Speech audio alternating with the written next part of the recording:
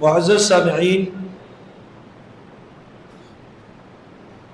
سیرت ابراہیم کو عموماً ان دنوں میں بیان کیا جاتا ہے حج سے قبل اور دیگر ان معاملات سے پہلے، آگے قربانی بھی ہے۔ تو سیرت ابراہیم ہم گزشتہ سالوں میں آپ کے سامنے اس کے کئی پہلو اور کئی نکات بیان کرتے ہیں۔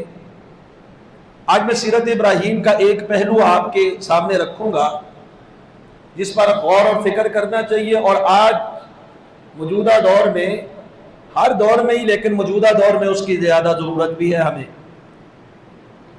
اگر آج ہم دیکھتے ہیں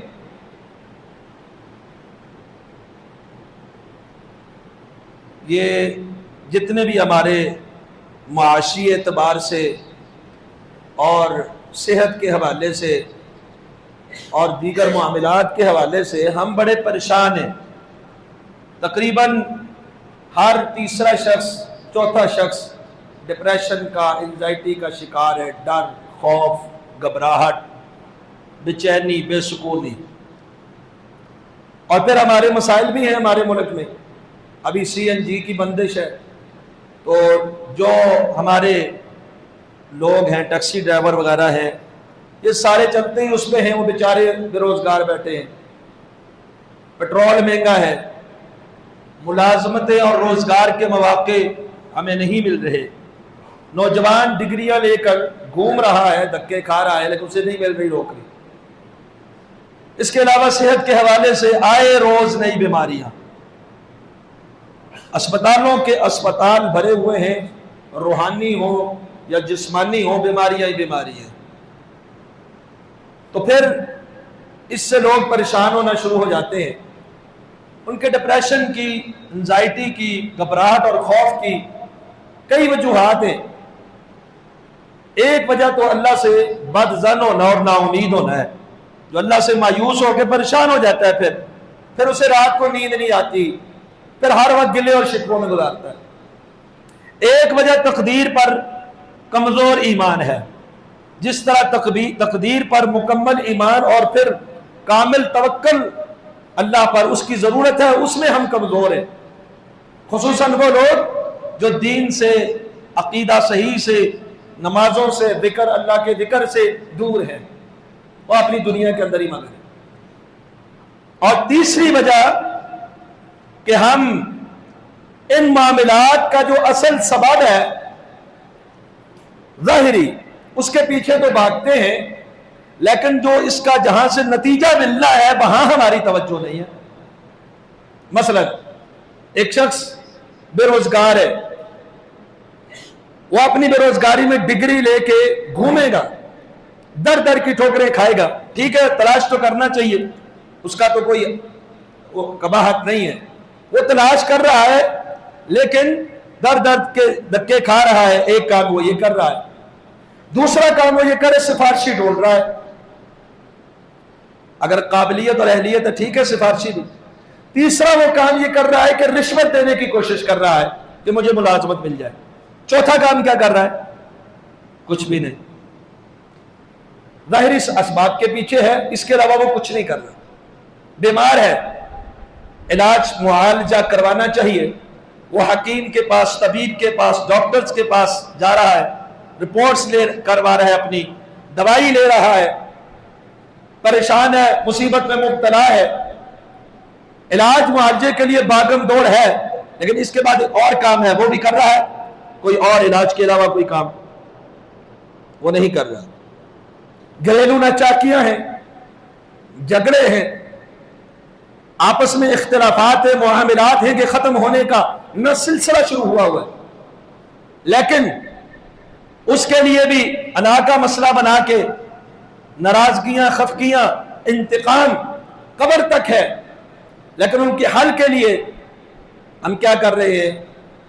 عدالتوں میں کیس تو کر رہے ہیں، وکیلوں کو پیسے تو دے رہے ہیں، لیکن گھریلو معاملات میں اگر آپ دیکھیں تو پریشانیاں بہت زیادہ ہیں، خلع کے کیس بہت زیادہ ہیں، اس کے علاوہ طلاق کی شرح بہت زیادہ بڑھ گئی ہے، قتل و غارت عام ہے، اور خودکشی کی شرح بھی بڑھتی چلی جا رہی ہے۔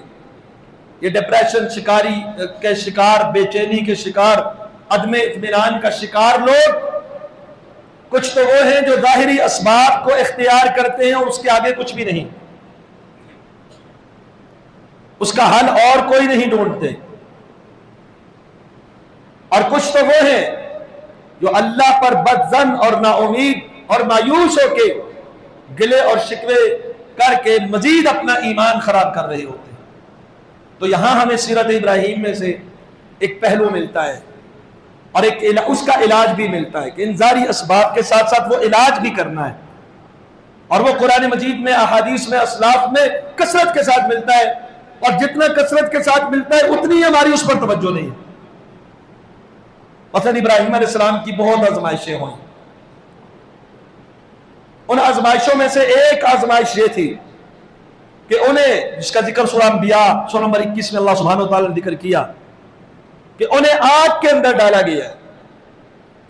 جب آگ کے اندر ڈالا گیا، کتنی بڑی مصیبت ہے کہ انسان کی جان ہی چلی جائے اور وہ آگ کے اندر اس کو جلایا جائے، باپ اور پوری قوم مخالف ہو اور جان لینے کے لیے سارے یک جان ہو جائیں اور آگ کا بڑا الاؤ تیار کر کے اس میں ڈالیں۔ تو ابراہیم علیہ السلام نے اس موقع پر وہ علاج کیا جو آج ہمیں ضرورت ہے۔ جامع صحیح البخاری میں سیدنا عبداللہ بن عباس رضی اللہ تعالیٰ عنہ کا فرمان ہے، حدیث نمبر 4564، کہ حضرت ابراہیم علیہ السلام نے اس وقت پڑھا تھا حسبی اللہ و نعم الوکیل۔ کیا پڑھا تھا؟ حسبی اللہ و نعم الوکیل۔ یعنی ہم ملازمت ڈھونڈتے ہیں، سفارش ڈھونڈتے ہیں، رشوت خور ڈھونڈتے ہیں، اللہ سے مانگتے، بیماری ہے سارا کچھ کرتے ہیں لیکن اس کی شفا کے لیے اللہ سے مانگتے، گھریلو، خاندانی اور دیگر آئینی زندگی کے معاملات ہیں، کبھی اللہ سے ان کا حل مانگا ہے؟ یہ کمی ہمارے اندر، جس نے نتیجہ دینا تھا اس کو بلا بیٹھے اور دعا چھوڑ دی ہے، اللہ کو پکارنا چھوڑ دی ہے۔ اگر ساتھ یہ کام ہو تو ڈپریشن نہیں ہوتا، پھر اللہ کی تقدیر پہ راضی ہونا ہوتا ہے، پریشانی نہیں ہوتی، اللہ کی طرف سے سکون ہوتا ہے اور مسائل بھی حل ہوتے ہیں۔ تو ابراہیم علیہ السلام کیا پڑھ رہے ہیں؟ اللہ سے، اللہ کو پکار رہے ہیں، حسبی اللہ و نعم الوکیل۔ آپ پریشان ہیں، آپ پڑھیں، اللہ آپ کی پریشانی کیوں نہیں دور کرے گا؟ ابراہیم علیہ السلام کی تھی کہ نہیں کی تھی؟ کیا ہوا تھا؟ قلنا یا نارو کونی بردن و سلاما علی ابراہیم، ہم نے کہا ہے آگ ابراہیم علیہ السلام پہ ٹھنڈی بھی ہو جا اور سلامتی والی بن جا۔ وہ آگ کہ جس میں کوئی نیک یا بد چلا جائے تو جلسا دیتی ہے، جلا دیتی ہے، زندگی کی رمق باقی نہیں رہی، وہ ٹھنڈی بھی ہے اور سلامتی والی بھی ہے۔ ابراہیم علیہ السلام کا ایک واقعہ میں نے پہلے بھی بیان کیا تھا، شاید اس سے پچھلے خطبے میں، جامع صحیح البخاری کی روایت ہے 6590۔ وہ ہجرت کر کے چلتے ہیں، رستے میں جابر بادشاہ نے پکڑ لیا، میں صرف اشارہ کروں گا، روایت آپ نے پہلے سنی ہے۔ سیدہ سارہ کو لے گیا، انہوں نے کیا کیا؟ دعا، اللہم لا تسلط علی الکافر، اللہ اس کافر کو مجھ پہ مسلط نہ کرنا۔ کون سا علاج کیا؟ اللہ کو پکارا۔ واپس آئی، دیکھا ابراہیم علیہ السلام کیا کر رہے ہیں؟ قائم یصلی، نماز پڑھ کے اللہ کو پکار رہے ہیں، اور اس مشکل گھڑی میں بے یارو مددگار، اسلحہ نہیں، اس سے لڑنے کی طاقت نہیں، جابر بادشاہ ہے، اب مصیبت میں پھنسے ہوئے ہیں، بیوی کو اس نے قید کر لیا ہے اور برا ارادہ رکھتا ہے، اس سے جو نجات ملی وہ کہاں سے ملی؟ اللہ کو پکارنے سے۔ نتیجہ تو اللہ نے دینا ہے۔ اسی صورت کو آگے آپ چلے پڑھیں، سورہ نمبر 21 سورہ انبیاء آیت نمبر 83، ایک اور نبی کا ذکر ہے، میں صرف اشارہ کروں گا، اس کا تفصیل انشاءاللہ پھر کبھی آپ کے سامنے رکھوں گا۔ سیدنا ایوب علیہ السلام، بیماری آ گئی، آزمائش آ گئی، اور یہ بات بھی ذہن نشین کر لیں، ایسا کچھ بھی نہیں ہوا کہ کوڑ ہو گیا، جسم میں کیڑے پڑ گئے، سوائے زبان کے پورا جسم گل سڑ گیا، ایسی کوئی بات کتب احادیث میں صحیح سند کے ساتھ نہیں ملتی۔ بہرحال بیماری تھی اور شدید بیماری تھی، تو انہوں نے کون سا علاج کیا؟ وَأَيُّوبَ إِذْ نَادَى رَبَّهُ، ایوب علیہ السلام نے کیا کیا؟ ظاہری اسباب اختیار کریں بیمار، لیکن جہاں سے نتیجہ ملنا ہے وہ پکار اپنے. کبھی آپ کا کوئی بیمار بستر مرگ پر ہو یا محتاج ہو گیا ہو، مفلوج ہو گیا ہو، اور آپ دعائیں بھی مانگتے ہو کہ اللہ اس کو شفا دے دے. شفا تو اس نے دینی ہے. کبھی بے روزگار نے کہا اللہ مجھے اچھا روزگار، رزق حلال عطا فرما، اللہ ہمارے قرضے ختم کر، ہمارے گھریلو نچاکیاں، ایسے کوئی معاملات ہوئے؟ اور یہاں ہمیں کیا کرنے والا کام سکھلایا گیا ہے جو سیرت ابراہیم سے ہمیں ملتا ہے کہ ان پر جب بھی کوئی بڑی آفت آئی، جب بھی بڑی پریشانی آئے، چاہے بے روزگاری ہو، معاشی تنگی ہو، مہنگائی ہو یا دیگر بڑے بڑے مسائل ہوں، تو اس میں ہم نے کیا کرنا ہے؟ اللہ کو پکارنا ہے. تو ایوب علیہ السلام نے کیا کیا؟ اذ نادى ربه انی مسنی الضر وانت ارحم الراحمین. تو اللہ نے کیا جواب دیا؟ فاستجبنا له فکشفنا به ما به من ضر. ہم نے ان کی دعا کو قبول کیا، اس کام سے ان کو نجات ملی ہے. کہا ہم نے ان کی دعا کو قبول کیا اور ان کی تکلیف کو ہم نے کیا کر دیا؟ ہٹا دیے. اسی صورت میں آگے چلے جائیں، سورہ انبیاء سورہ نمبر 21 آیت نمبر 87 ایک اور نبی کا ذکر ہے جن پر بڑی پریشانی آئی. کون تھے وہ؟ وَذَنُّونَ اذ ذهب مغاضبا فظن ان لن نقدر عليه فنادى في الظلمات. حضرت یونس علیہ السلام کیا ہوا؟ بڑی پریشانی، سمندر کی تہوں میں اور مچھلی کے پیٹ میں ہے. اس سے بڑی کوئی پریشانی ہے؟ نکلنے کا بظاہر کوئی سبب، سارے دروازے بند، کوئی سبب استعمال کے قابل نہیں، لیکن ایک دروازہ جس میں بند ہونے کا تصور بھی نہیں ہے وہ کھلا ہے، اور حقیقی دروازہ نجات کا وہی ہے. کیا کیا؟ فنادى في الظلمات اللہ الہ الا انت سبحانک انی کنت من الظالمین. لا الہ الا انت سبحانک پڑھنا شروع کر دیا. پتا تھا نجات یہاں سے ملے گی. اللہ نے کیا جواب دیا؟ فاستجبنا له. ہم نے ان کی دعا کو کیا کیا؟ قبول کیا. دوسری بات ونجیناہ من الغم. اور ہم نے ان کو غم سے کیا کیا؟ نجات دے دی. تو کیا صرف یہ یونس علیہ السلام کے لیے ہی ہے؟ تیسری بات بھی اللہ نے ذکر کی وَكَذَلِكَ نُنْجِي الْمُؤْمِنِينَ. اور اسی طرح مومنوں کو بھی ہم کیا کرتے ہیں؟ نجات دیتے. مومن ہو توکل پورا کر کے جب رب کو پکارے اور پریشانی سے نکلے نہ ہو کیسے سکتا ہے؟ اللہ فرماتے ہیں جیسے یونس علیہ السلام کو نجات دی غم سے، ایسے ہی ہم مومنوں کو بھی نجات. تو پھر ہمیں پریشان ہونے کی ضرورت ہے؟ نجات کا دروازہ کھلا ہے کہ نہیں؟ لیکن کمزوری کہاں ہے؟ ہم اس دروازے کو نہیں دستک دیتے. ہم باقی سارے کام کر لیں گے لیکن یہاں نہیں آئیں گے.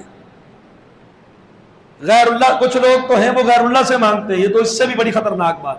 کسی قبر سے، درخت سے، کسی داغے من کے چھلے سے، کسی زندہ مردہ سے، یہ تو اس سے بھی خطرناک بات ہے. اور کچھ ہے وہ اگر اللہ کے علاوہ کسی اور سے نہیں مانگتے تو اللہ کو بھی مانگنا چھوڑ دیے. اللہ سے مانگنا ہے، اپنی ہر پریشانی اس کے سامنے، اس کو تو پتہ ہے، لیکن ہر پریشانی اس کے سامنے رکھ کے دعائیں مانگنی ہے، پکارنا ہے اللہ مجھے اس سے نجات دے. سیرت ابراہیم میں نا ایک اسرائیلی قصہ بھی ملتا ہے، بعض لوگ بیان کرتے ہیں اور غلط ذہن سازی کرتے ہیں. وہ یہ کہ جب ابراہیم علیہ السلام کو آگ میں پھینکا گیا، حضرت جبریل آ گئے. یہ واقعہ ثابت نہیں ہے. حضرت جبریل آئے تو انہوں نے کہا کہ آپ کو کوئی حاجت ہے؟ کہا نہیں تجھ سے کوئی حاجت نہیں ہے. تو کہا اچھا پھر اپنے رب کو پکارو وہ آپ کو اس سے نجات دے. انہوں نے کہا حسبی من سؤالی علمہ بحالی. میں سوال نہیں کرتا، اللہ سے نہیں مانگتا. کیوں؟ اسے میری حالت کا خود پتہ ہے. یہ بیان کرتے کہ نہیں کرتے کہ ابراہیم علیہ السلام نے کہا میں نہیں مانگوں گا، اللہ کو پتہ ہے میں اس کی خاطر آگ میں آیا ہوں، اس کو پتہ ہے وہ خود ہی نجات دے گا. حالانکہ یہ صحیح روایت نہیں ہے، بلکہ اس کے مقابل میں صحیح قرآن مجید کی آیات ہے تم رب کو پکارو. یہ نہیں کہ پکارنا نہیں ہے، خود ہی دیکھ لے گا. پکارو. وقال ربکم ادعونی استجب لکم. اور عبداللہ بن عباس نے کیا فرمایا کہ انہوں نے کیا پڑھا تھا؟ حسبی اللہ ونعم الوکیل. پڑھنا ہے، پکارنا ہے.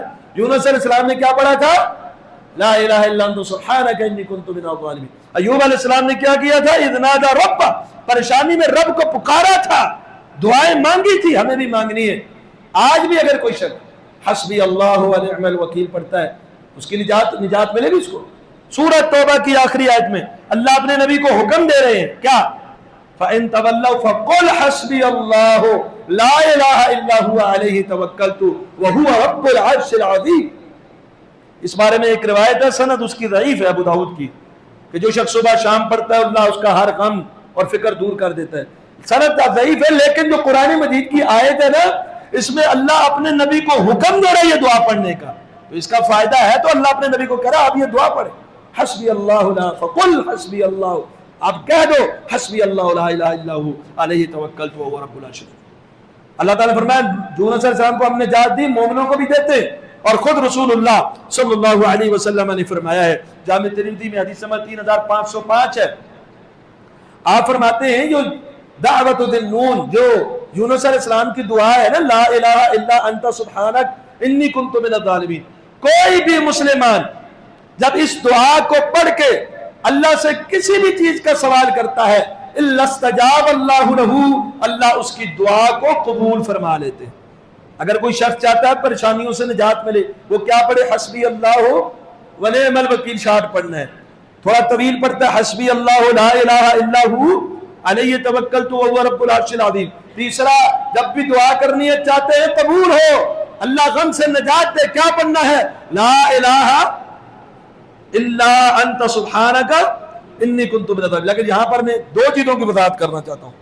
ایک یہ، ہمارے ہاں کچھ لوگ ایسے ہیں جو اس کو لاکھوں کی تعداد میں کہتے پڑھو، 1.25 لاکھ 13 پتہ نہیں کتنے کتنے لاکھ بتا دیتے ہیں، پھر جو پڑھنے والا بس کہتا ہے عجیب ہی ہے صاحب، یہ کوئی پڑھنا نہیں ہوا.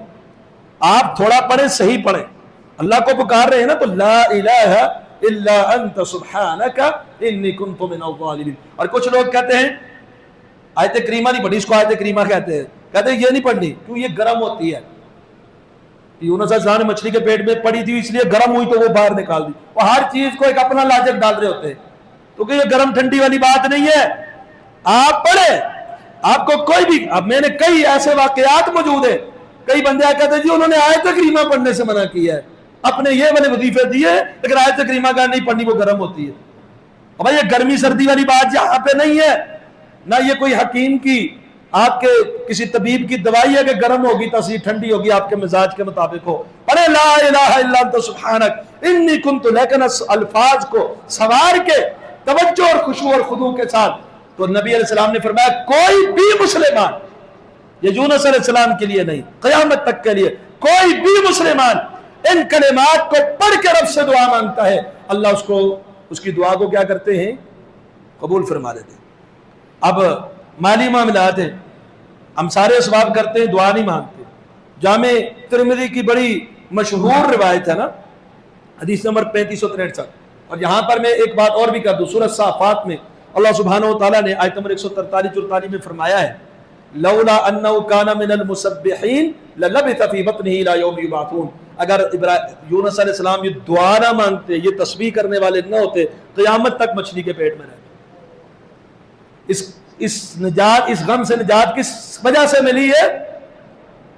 پڑھنے کی وجہ سے، اس تسبیح کی وجہ سے. اس لیے تسبیحات پڑھا کریں، خالی ایک ظاہری سبب نہیں، تسبیحات پڑھا کریں. کوئی بھی پریشانی ہے، مالی صحت کے حوالے سے، آئلی زندگی میں، اجتماعی زندگی میں کوئی بھی پریشانی ہے نہیں بات. اب مالی طور پر اب دیکھیں، جامع ترمذی کی روایت ہے حدیث نمبر 3563. سیدنا علی المرتضی رضی اللہ تعالی عنہ کے پاس ایک مکاتب آتا ہے جس کے ساتھ معاہدہ ہو چکا ہے لکھ کے غلام کے ساتھ کہ آپ اپنی غلام کی جو قیمت ہے وہ ادا کریں تو آپ آزاد ہو جائیں گے. تو انہوں نے کہا جی بڑا پریشان ہوں. کیوں پریشان ہو؟ یہ جو قیمت ہے یہ میں ادا نہیں کر پاتا، مالی طور پر کمزور ہوں اور کوئی ظاہر ایسا سبب نظر نہیں آتا کہ میں وہ وہاں سے یہ مال اکٹھا کروں اور اپنا مال جمع کروا کے آزاد ہو جاؤں، مال دے کر اپنا اس غلامی کی زندگی سے نجات. انہوں نے کہا اچھا نبی علیہ السلام نے ہمیں ایک چیز بتائی ہے، تم وہ کرو. کیا ہے؟ اللہم اکفنی بحلالک. جس کے اوپر قرضہ ہے، جس کے مالی معاملات کمزور ہے، جس کو معاشی طور پر کسی پریشانی کا سامنا ہے، وہ پڑھے اللہم اکفنی بحلالک عن حرامک. اور صرف پڑھنا ہی نہیں ہے، اس کے الفاظ پہ بھی غور کرنے. ایک بندہ حرام کھائی بھی جائے اور کہے اللہ مجھے حلال سے کافی ہو جائے، نہیں تو دعا نہیں نہ اثر کرے گی، ساتھ حلال کمانے کی کوشش، اللہم اکفنی بحلالک، اللہ اپنے حلال مال سے مجھے تو کافی ہو جا اور مجھے اپنے حرام سے بے پرواہ کر دے، وَأَغْنِنِي بِفَضْلِكَ عَمَّنْ سِوَاكَ۔ تو یہ دعا یاد کر لیں، اللہم اکفنی بحلالک عن حرامک وَأَغْنِنِي بِفَضْلِكَ عَمَّنْ سِوَاكَ۔ تو اس کی فضیلت کیا ہے؟ فرماتے ہیں کہ جو شخص بھی یہ پڑھ لیتا ہے، لو کان علیک مثل جبل کبیر دینا اداہ اللہ عنک، اگر ایک بڑے پہاڑ جتنا قرضہ بھی آپ کے اوپر ہوا، اللہ وہ قرضہ آپ کی طرف سے ادا کر دے، وہ قرضہ اللہ آپ کی طرف سے ادا، یعنی اللہ ایسے اسباب پیدا کر دے گا آپ کو، اللہ آپ کی سوچ بھی یہاں نہیں ہوگی، وہاں سے ایسا مال اللہ آپ کو عطا فرما دے۔ مالی پریشانی ہے، ملازمت نہیں مل رہی، نوکری نہیں مل رہی، کاروبار نہیں چل رہا، یا مال آ رہا ہے اس میں برکت نہیں ہے، اس کا حل بھی کیا ہے؟ حلال کمانے کے ساتھ ساتھ دعا۔ گھریلو زندگی میں پریشانی ہے، طلاق کی شرح بڑھ رہی ہے، کھلے کے کیس دائر ہو رہے ہیں، قتل و غارت ہو رہی ہے، آپس کے اندر جو ہے وراثت کے مسائل میں بہت لمبے لمبے کیسز چل رہے ہیں، لیکن یہاں بھی ہم نے ان مسائل کے حل میں بھی رب کو نہیں پکارا۔ سورہ مجادلہ 28واں پارہ جہاں سے شروع ہوتا ہے، سورہ مجادلہ، اللہ تعالیٰ نے فرمایا قد سمع اللہ، سورہ نمبر 58 ہے، قد سمع اللہ قول التي تجادلك في زوجها وتشتكي الى اللہ، اللہ نے اس عورت کی بات سن لی جو آپ سے جھگڑا کر رہی تھی، جھگڑا سے مراد بار بار بات کر رہی تھی، بار بار اپنی شکایت پیش کر رہی تھی، اور اس عورت نے کیا کیا؟ آپ کے پاس آئی، مسئلے کے حل کے لیے آئی، لیکن تشتکی الی اللہ، اس نے اپنا شکوہ اور شکایت کہاں کی؟ اللہ کی۔ آج ہم نے اپنے گھریلو مسائل میں خاوند جابر ہے، ظالم ہے، کہا پکارا ہے اللہ کو، بیوی بے لگام ہے، پکارا ہے اپنے رب کو، تشتکی الی اللہ، اور اللہ فرماتے ہیں واللہ یسمع تحاورکما، اللہ تم دونوں کی گفتگو کو سن رہے تھے، اور اللہ سننے والا جاننے والا۔ ابو داؤد میں اس کا سبب ورود آیا ہے، شان نزول، سیدہ خولہ عبادہ بن صامت کے بھائی اوس بن صامت کی بیوی ہے، اور بچے بھی ہیں، اور یہ بوڑھے بھی ہیں، انہوں نے کسی بات پہ زہار کر دیا۔ زہار کس کو کہتے ہیں؟ انہوں نے کہا انت علیہ کا ظہر امی، تو مجھ پر ایسے ہے جیسے میری ماں، یعنی تو مجھ پر ایسے حرام ہے جیسے میری ماں ہے، تو یہ ہوتا زہار۔ جاہلیت میں اگر کوئی شخص اپنی بیوی کو ماں کہہ دیتا کہ تو مجھ پر میری ماں کی طرح ہے، تو وہ اس کے لیے ہمیشہ کے لیے حرام ہو جاتی، اور اب وہ اس کے احکام ماں والے ہوتے، اب بیوی ہے اب ماں بن گئی، اب بیوی والا کوئی حق نہیں، اب یہ ماں والے حقوق ادا کرے گا۔ اب یہ پریشان ہو گئی کہ میرے خاوند نے مجھ سے زہار کر دیا، بوڑھا بھی ہے، میرے بچے بھی ہیں، نبی علیہ السلام کے پاس آ گئی، اللہ کے رسول کوئی حل نکالے۔ اس بارے میں ابھی تک شریعت نے کوئی حکم نازل نہیں کیا تھا، آپ نے کہا لوٹ جاؤ، اللہ سے ڈرو، یعنی کام ہو گیا۔ اب وہ کہتی ہے نہیں کوئی گنجائش نکالے، ہمارے لوگ طلاق دے کے گنجائش مولوی تو حلالے سے نکالتے ہیں، اللہ معاف کرے، اور پیسے بھی لے لیتے ہیں، اور کچھ ہوتے ہیں بار بار کہیں نہ کہیں سے نکالیں، کوئی نہ کوئی گنجائش نکلنی چاہیے، فتویٰ آپ دے، فیس جتنی کہیں گے ہم دے دیں گے، یہاں بھی اپنے رب کو نہیں پکارتے اور اللہ سے نہیں ڈرتے، اور شریعت کے مطابق فیصلہ نہیں لیتے، یا شریعت سے ہٹ کے بھی بعض دفعہ یہ 3 طلاق کا مسئلہ تو شریعت میں یہی ہے، جو یک بارگی 3 دے دے وہ ایک ہی ہوتی ہے، دینی حرام ہے لیکن ہوتی ہے، کہ رجوع ہو سکتا ہے، پر باقی معاملات میں بھی لوگ جاتے ہیں جہاں ان کی مرضی کا مسئلہ نہیں ملتا، کہتے ہیں کچھ نہ کچھ گنجائش نکالو، فیس لے لو، اور یہ کہہ رہی ہیں بار بار کہ اللہ کے رسول کوئی گنجائش، بوڑھا ہے، بچے میرے، زہار ہو گیا، کوئی تو گنجائش ہوگی۔ اللہ کے رسول کا نہیں، لوٹ جا، کوئی گنجائش نہیں، اللہ سے ڈر، اب جا۔ اب یہ اللہ کو پکارنا شروع کر گئی، اور ان کی کیفیت کو سیدہ عائشہ رضی اللہ تعالی عنہا نے ذکر کیا، سنن ابن ماجہ میں حدیث نمبر 188 ہے، کہتی ہے لقد جاءت المجادلۃ الى النبی صلی اللہ علیہ وسلم وانا فی ناحیۃ البیت तशकू ज़ौजहा मा अस्माउ मा तक़ूल, मैं घर के कोने में थी, ये अल्लाह के रसूल के पास आके बार बार झगड़ा कर रही है, कोई गुंजाइश निकालो, और अल्लाह से शिकायतें कर रही है, ये क्या कह रही है मुझे सुनाई नहीं दिया, मैं घर के कोने में हूं, ये नबी अलैहिस्सलाम से मसला दरियाफ्त कर रही है, ये जो कह रही है मुझे आवाज नहीं आई, और अल्लाह ने कुरान नाज़िल कर दिया, क़द समिअल्लाहु क़ौलल्लती तुजादिलुका फ़ी ज़ौजिहा, अल्लाह ने सुन लिया है, इसने शिकायत अल्लाह से की है, अब हुक्म भी आ गया है, अल्लज़ीना युज़ाहिरून मिनकुम मिन निसाइहिम मा हुन्ना उम्महातुहुम, जिनसे ज़िहार करते हो ये उनकी माएँ नहीं है, माएँ वो हैं जिन्होंने इनको जन्म दिया है, माँ वाले हकूक नहीं है। अब ज़िहार तो कर दिया है, कफारा दे, उसकी बीवी अपने घर में मियाँ बीवी इकट्ठे रहे, कफारा क्या है, एक गर्दन आजाद कर दे, नहीं कर सकता, 2 महीने लगातार पैदर पैरों दे रखे, नहीं रख सकता, 60 मस्कीनों को खाना खिलाए, ये उसकी बीवी है, कफारा दे दे। कहा अल्लाह के रसूल गुलाम तो आजाद कर नहीं सकता, उसके पास है क्या? अच्छा 2 महीने रोजे लगातार, बूढ़ा है, 2 महीने पैदर पैर जक्के बादगी कहां से रखेगा? कहा फिर 60 मस्कीनों का खाना, ये ले खजूर का टोकरा, कहती है एक टोकरा मैं अपनी तरफ से भी देती हूँ, चलो उसका कफारा अदा हो जाएगा। तो सैयदा आयशा के अल्फाज पे गौर करें, मैं उस घर में मौजूद नहीं सुन पा रही है क्या कह रही है, अल्लाह ने अर्श बरी पे सुन भी लिया और गुंजाइश निकाल भी। तो घरेलू मामलात में भी हमें क्या करना चाहिए? अल्लाह को पुकारना चाहिए। अल्लाह के रसूल सल्लल्लाहु अलैहि वसल्लम हमें मुसीबत के वक्त अल्लाह को पुकारने की बड़ी तलकीन करते हैं। ये हमारी कमजोरी है, हम मुसीबत में रब को नहीं पुकारते, ज़ाहिरी असबाब के पीछे भागते हैं। ज़ाहिरी असबाब के पीछे भी जाएं, ये तवक्कुल के मुनाफी नहीं है, लेकिन हकीकी नतीजे को छोड़ देना बिल्कुल ही ये कमजोरी है। अब रसूलुल्लाह सल्लल्लाहु अलैहि वसल्लम जामे सहीह बुखारी में हदीस नंबर 6346 है, जब भी कोई कर्ब, तकलीफ, रंज, गम, अलम होता, आप क्या कहते? ला इलाहा इल्लल्लाहुल अज़ीमुल हलीम। क्या कहते? ये दुआ किसको याद है जी? दुआउल कर्ब इसको कहते हैं, तकलीफ की, मुसीबत की, गम की, रंज की, अलम की दुआ। क्या है? ला इलाहा बोले इल्लल्लाहुल अज़ीमुल हलीम, ला इलाहा इल्लल्लाहु रब्बुल अर्शिल अज़ीम, ला इलाहा इल्लल्लाहु रब्बुस समावाति व रब्बुल अर्ज़ि व रब्बुल अर्शिल करीम। मुख्तसर अल्फाज है, थोड़े हैं।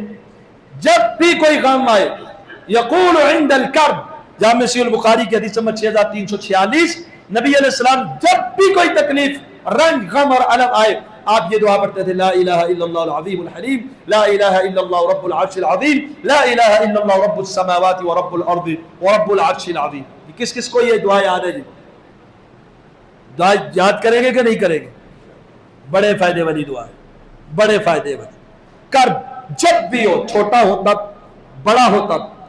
आप वजीफों के पीछे कई लोग वैसे ही भागते रहते हैं और लोगों के मुजर्रबात ढूंढते हैं कि किसका तजर्बा हो। ये बड़े तजर्बे वाली है, बड़े तजर्बे वाली, इसको इसके तजर्बे की जरूरत नहीं। अल्लाह के रसूल कर्ब के मौके पे ये पढ़ रहे हैं, ये वही से आई हुई मुस्तनद और खालिस तरीन चीज है। अल्लाह अकबर। इमाम इब्न हजर अस्कलानी ने सही बुखारी की शरह लिखी है, फतहुल बारी, आपको मालूम है ना इसकी शरह है। फतहुल बारी में उन्होंने इस पर कई वाक़यात बयान फरमाए। एक हसन बसरी रहमहुल्लाह, हज्जाज बिन यूसुफ ने एक दिन इनको तलब कर लिया, बड़े गुस्से में था, और जब तलब किया तो इन्होंने कहा ला इलाहा इल्लल्लाहुल अज़ीमुल हलीम, ला इलाहा इल्लल्लाह। हज्जाज का मुकाबला तो नहीं कर सकते थे, हुकूमत उसकी थी, और ये किसको पुकारे? उसके भी रब को, बड़े बादशाह, ला इलाहा इल्लल्लाहुल अज़ीम। यही दुआएं कर पढ़ रहे हैं। कहते मैं पढ़ रहा हूं, जैसे ही पहुंचा हज्जाज का गुस्सा दरम बरम खत्म। कहने लगा उरीद व नक़्तुलक, मेरा इरादा तो ये था कि तुझे कत्ल कर दूं, लेकिन तू तो मुझे सबसे ज्यादा महबूब हो गया। दुआ की बरकत देखी आपने? कत्ल के लिए दरबार में पेश हो रहे हैं और कह रहे तू मेरा बड़ा चहीता है, बड़ा महबूब है, इरादा तुझे कत्ल का था, अल्लाह ने दिल फेर दिए। इस तरह के कई वाकयात हैं। इमाम बत्ताल बयान फरमाते हैं, फतहुल बारी के अंदर यह भी मौजूद है इसी दुआ की शरह में, कि इमाम अबू बकर राजी के पास, इमाम अबू बकर राजी रहमतुल्लाह फरमाते, मैं इमाम अबू नुआइम رحمہ اللہ کے پاس اصفہان میں گیا، اور اصفہان میں ان کے پاس اس لیے گیا کہ حدیث سے لکھوں، یہ تو بڑے بڑے سفر کرتے تھے احادیث کے لکھنے کے لیے، اس کو یاد کرنے کے لیے، تو میں وہاں پر گیا، تو وہاں پر ایک شیخ تھے، وہ فتویٰ وغیرہ بھی دیتے تھے، ابو بکر بن علی رحمہ اللہ، یہ وہاں پر موجود تھے۔ کسی نے ان پر جھوٹی شکایت لگائی اور حاکم وقت نے ان کو قید کا پروانہ جاری کر دیا، یہ قید ہو گئے۔ یہ کیا ہو گئے؟ قید ہو گئے۔ پریشانی ہے کہ نہیں؟ قید ہو گئے۔ ہمارا بھی اگر کوئی بے گناہ کیس میں اندر ہے، بڑے دعائیں کر، نجات کا رستہ اللہ دے گا، تو یہ قید ہو گئے۔ تو یہ فرماتے ابو بکر بن علی قید ہوئے تو مجھے خواب آیا۔ خواب میں کون تھا؟ رسول اللہ صلی اللہ علیہ وسلم، اور آپ کہہ رہے ہیں کہ ابو بکر بن علی سے کہو دعائے کرب پڑھے۔ کیا کرے؟ ابو بکر بن علی سے کہو قل لأبی بکر بن علی یدعو دعاء الکرب الذی فی صحیح البخاری، وہ دعائے کرب جو صحیح بخاری کی ہے وہ پڑھے۔ تو کہتے ہیں میں ان سے جیل میں ملنے کے لیے چلا گیا، اور وہاں جا کر میں نے کہا کہ مجھے یہ خواب آئی ہے، خواب میں رسول اللہ صلی اللہ علیہ وسلم کہہ رہے جو بخاری کے اندر دعائے کرب ہے وہ پڑھو۔ انہوں نے پڑھنا شروع کر دیا، لا الہ الا اللہ العظیم الحلیم، لا الہ الا اللہ رب العرش العظیم، لا الہ الا اللہ رب السماوات ورب الارض ورب العرش العظیم۔ کہتے چند ہی دن گزرے تھے ان کو حاکم نے رہا کر دیا، اتنی جلدی رہائی مل گئی۔ کیا تھا؟ کس کو پکارا تھا؟ امن یجیب المضطر، کون ہے لاچار کی دعاؤں کو سن کے پورا کرتا ہے، قبول کرتا ہے، اذا دعاہ، لیکن کب؟ جب دروازوں کے دھکے کھائے، تب؟ جب الٹے سیدھے کام کرے اور غیر اللہ کے سامنے جا کے ہاتھ پھیلائے، تب نہیں۔ کب؟ امن یجیب المضطر اذا دعاہ، جب یہ لاچار آدمی، یہ پریشان آدمی، یہ بے سکون و بے چین آدمی جب اس کو پکارے گا، وَيَكْشِفُ السُّوءَ، اور تکلیف کو ہٹا دیتا ہے۔ آلہ مع اللہ، کیا اللہ کے علاوہ کوئی معال اس کے ساتھ کوئی الہ ہے؟ ایسا کوئی نہیں ہے۔ وہ یہ پریشانیاں دور کرے گا، غموں سے نجات دے گا۔ تو ابراہیم علیہ السلام کی سیرت کا ایک نقطہ، ان پر جب بھی کبھی پریشانی آئی، جب بھی کبھی آزمائش آئی، جب بھی کسی مصیبت میں مبتلا ہوئے، بڑی سی بڑی مصیبت سے بھی نجات کا جو رستہ ملا وہ دعا کی وجہ سے ملا، اللہ کو پکارنے کی وجہ سے ملا، اللہ کی حمد اور تسبیح بیان کرنے کی وجہ سے ملا۔ صرف وہی نہیں، کئی انبیاء نے پکارا، اللہ نے نجات دی۔ ہمارے اسلاف کے سینکڑوں واقعات ایسے موجود ہیں، صحابہ کے بھی اور بعد کے تابعین کے بھی اور ائمہ محدثین کے بھی، جو کہ وقت نہیں آپ کے سامنے رکھوں۔ تو خلاصہ کلام یہ ہے کہ آپ پریشان ہوں معاشی طور پر، آپ پریشان ہوں عائلی زندگی میں، یا اجتماعی طور پر ملکی حالات کے پیش نظر، یا بیماری کے حوالے سے، یا کسی اور پریشانی میں، کسی بھی قسم کی پریشانی میں مبتلا ہو، تو اس سے نکلنے کا ظاہری اسباب اختیار کرنے کے ساتھ ساتھ ایک بڑا بہترین رستہ وہ کیا ہے؟ اللہ کو پکارنا اور اس مصیبت سے نجات طلب کرنا۔ اور کچھ چیزیں ایسی جیسے دعائے کرب، یہ یاد کرنی ہے، ہر پریشانی میں اکثیر ہے۔ دوسری لا الہ الا سبحانک انی کنت من الظالمین، یہ پڑھنی ہے، دعا قبول ہوگی۔ تیسری، جب بھی کوئی پریشانی ہو، حسبی اللہ و نعم الوکیل، حسبی اللہ لا الہ الا هو علیہ توکلت، یہ جملے 4-5 یاد رہیں گے۔ آج کے خطبے میں یہ 4-5 جملے جو ہیں وہ آپ نے یاد کرنے انشاءاللہ، تب آپ کو فائدہ بھی ہوگا۔ قولوا قولی ھذا استغفر اللہ لی ولکم ولسائر المسلمین۔